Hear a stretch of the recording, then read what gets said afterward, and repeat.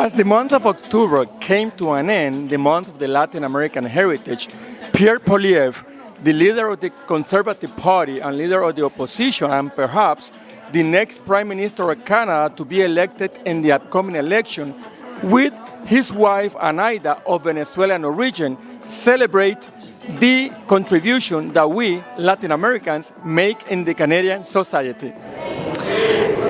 Well, of course, the Latin American culture is very important to Pierre, given that his beautiful wife, Ana, is a daughter of Venezuela. And given this, he wants to really be close to the Latin American community, given Anaida's heritage. And of course, for this, it's very important that he, along with her, recognize this important month of Latin American heritage. And as well, Pierre recognizes that many Canadians of Latin American descent are here because they did not receive respect in the countries which they came from for values such as liberty, the rule of law, human rights, freedom, democracy. And so Pierre recognizes this and recognizes that these are values that lacked in the countries where Latin American Canadians came from, and they are important for them to have and preserve here. And he is also interested in ensuring that Latin American Canadians support him so that they will continue to have these values, not only in the Canada that we have known and loved, but into the future as well, that these values of democracy, freedom, the rule of law, human rights are preserved into the future. And Pierre Poilievre, as our Prime Minister, I know will do this. Latin culture in Canada is so well received, it's so well respected. Canadians love Latin America. Mexico, Venezuela, Colombia, Brazil.